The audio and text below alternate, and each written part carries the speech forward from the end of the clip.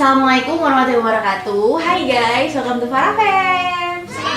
Alhamdulillah setelah sekian lama, akhirnya hari ini aku bisa muncul lagi di depan kamera ini, bertemu sama kalian meskipun secara virtual. Pasti.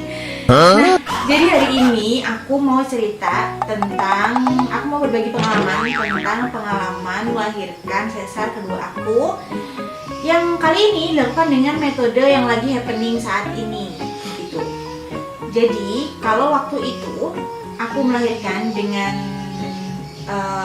cara operasi sesar dengan metode yang biasa, kemarin baru saja aku melakukan operasi juga, tapi dengan metode yang berbeda, yaitu dengan metode ERAX.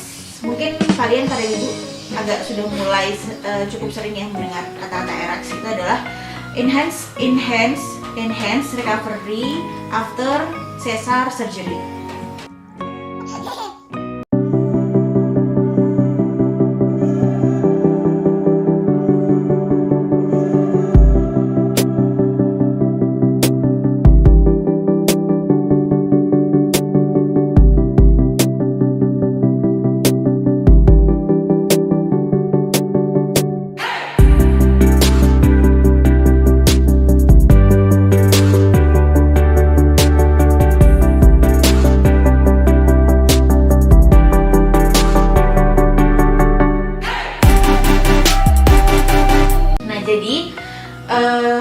Menurut pengalaman aku, perbedaan dari sesar dengan metode biasa dan metode ERAX yang aku alami adalah, yang pertama, puasanya lebih singkat. Jadi kalau waktu itu yang pertama, kalau tidak salah tuh aku puasa sekitar 8 jam, dan itu puasa makan dan minum.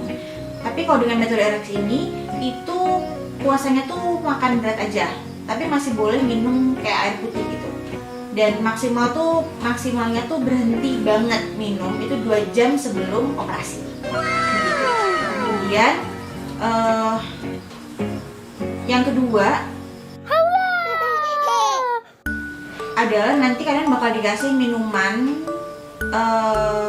minuman dari rumah sakit kalian yang fungsinya itu untuk biar pas kalian di anestesi itu kalian nggak merasakan mual begitu. Nah, cuma karena kemarin saat aku operasi itu semacam ada miskomunikasi. Jadi waktu itu aku minum terakhir nggak 2 jam sebelum, tapi aku nggak tahu udah jam berapa, aku lupa terakhir minum karena itu kan siap-siap ke sana, ke rumah sakit, nggak lagi sempat mikirin minum. Kemudian juga pas aku 2 jam sebelum operasi, lagi persiapan masuk kamar operasi juga, mbaknya intinya aku nggak dikasih minum. Habis itu akhirnya pas masuk ke ruang operasi, alhamdulillahnya pas dokter nanya, udah dikasih minum tadi sama mbaknya. Terus aku bilang, oh belum dok, gitu kan. Oh kok belum? Akhirnya ada semacam ya huru-hara sedikit, tapi alhamdulillah tetap bisa melakukan persalinan dengan metode ERAX. Hanya saja efeknya di aku adalah mual.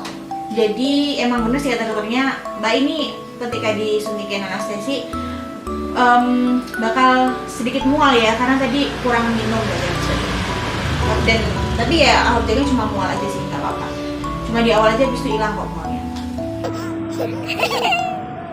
Terus setelah itu perbedaan kedua adalah operasi yang pertama waktu disuntik anestesi itu bener-bener nggak sakit sih, cuma kerasa aja pas jarimnya masuk itu nggak kerasa, tapi nggak sakit ataupun aku juga udah lupa sih rasanya. Yang jelas kerasa lah pokoknya.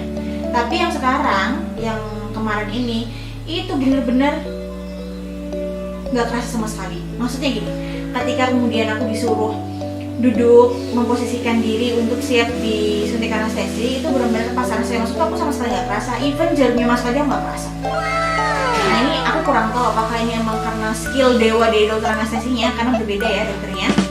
Nah atau memang karena obat anestesinya berbeda. Karena pada dasarnya kalau aku tanya-tanya ke beberapa dokter, yang berbeda dari operasi ERAX dan yang operasi biasa adalah di anestesinya.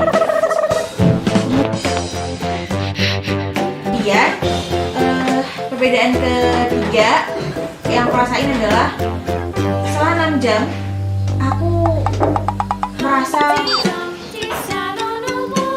emang udah bisa duduk dan jalan. Bahkan ketika pindah dari kamar pemulihan ke kamar perawatan itu sudah pakai kursi roda, jadi sudah nggak pakai bed lagi. Kalau yang pertama kan kita pindah tuh masih pakai bed, terus pakai kateter. Waktu itu sih aku kateter masih pakai, tapi apa namanya udah pakai kursi roda. Dan jujur sebenarnya pas itu setelah 6 jam itu aku agak kayak karena aku ingat waktu pertama tuh momen paling menyakitkan adalah waktu belajar jalan pertama kali. Jadi pas waktu susternya bilang, ayo mbak nggak apa-apa, saya bantu. Itu aku jujur kayak tak ketir ya dalam hati karena kayaknya bakalan sakit ya gitu. Tapi surprisingly ternyata pas aku injek kaki terus kaki aku nginjek ke lantai, ternyata nggak sakit itu. Nggak sakit waktu pertama gitu. Alhamdulillahnya sih gitu ya. Nggak sakit itu akhirnya udah aku langsung ke kursi roda dan ya udah bisa jalan gitu maksudnya.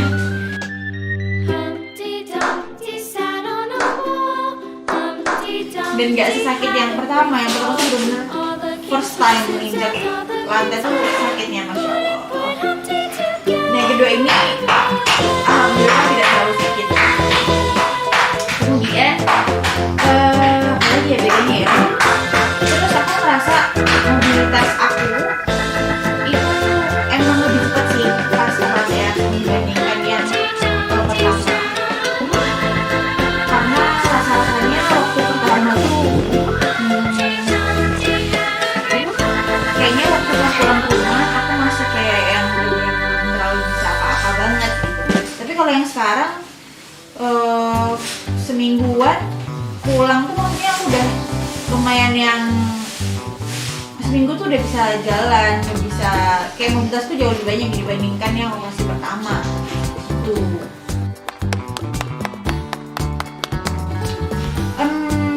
Ada tapi gini, perlu digarisbawahi bahwasanya gini, operasi sesar dengan metode biasa ataupun ERAX itu better kalian jangan ekspektasi lebih juga ke metode ERAX yang kayak yang nggak sakit, karena pada dasarnya tetap aja bun sakit gitu, tapi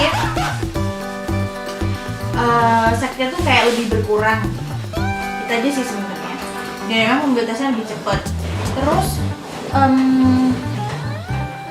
apa lagi ya yang beda? Kayaknya cuma itu aja. Untuk kalian yang sekarang masih mau melahirkan atau anak kedua atau ketiga, better kalian coba deh kalau emang di fasilitas kesehatan kalian itu ada yang provide untuk operasi sesar secara ERAX, better kalian coba aja gitu. Dan ERAX itu juga di cover kok sama BPJS kalau misalnya kalian berencana untuk melahirkan menggunakan BPJS ya. Jadi di cover, kalian cukup konsultasi aja ke tempat kamu lahiran kemana, mau dengan dokter siapa. Nah, buat kalian yang mau melahirkan dengan metode ERAX, ada beberapa tips yang bisa aku kasih ke kalian. Yaitu yang pertama adalah konsultasi sama dokter kalian. Kenapa konsultasi sama dokter? Karena nggak semua kasus, nggak semua kehamilan itu bisa melahirkan dengan metode ERAX. Karena ada beberapa kasus yang memang nggak bisa atau beresiko jika menggunakan ERAX. Pastinya kalian yang jelas harus konsultasi ke dokter kalian, karena aku juga nggak tahu ada yang bisa dan yang nggak bisa. Jadi konsul aja ke dokter kalian, itu yang pertama. Kemudian konsul juga, cari tahu juga sama pihak dari rumah sakit yang kalian tuju untuk persalinan, karena tidak semua rumah sakit bisa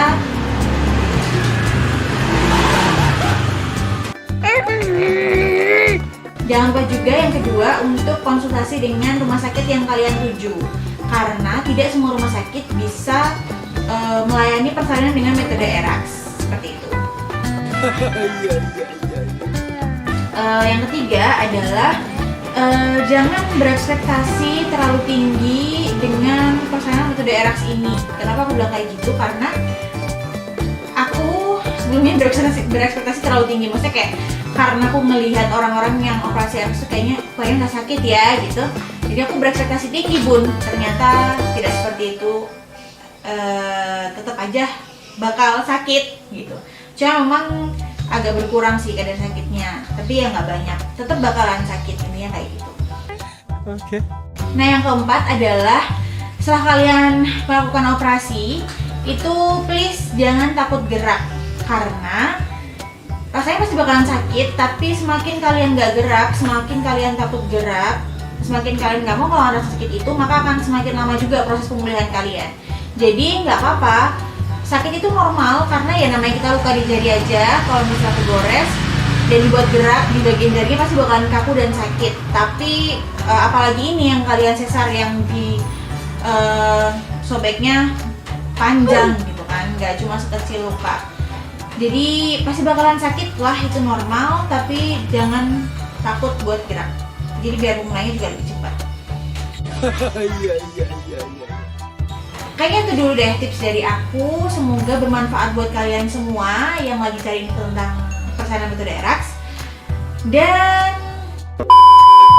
kalian juga boleh untuk tanya-tanya di bawah kalau misalnya ada informasi yang kalian butuhin. Nanti insya Allah aku balas. Oke. Oke, kalau gitu segitu dulu video aku hari ini. Semoga bermanfaat buat kalian. Jangan lupa subscribe. Dan boleh banget di-share ke ya barangkali ada teman-teman kalian lagi hamil atau lagi cari informasi tentang Erax sesuai dengan apa yang aku jabarkan di video ini. Boleh banget untuk di-share. Oke? Aku tutup dulu. Assalamualaikum warahmatullahi wabarakatuh. Oh iya, makasih udah nonton. Assalamualaikum.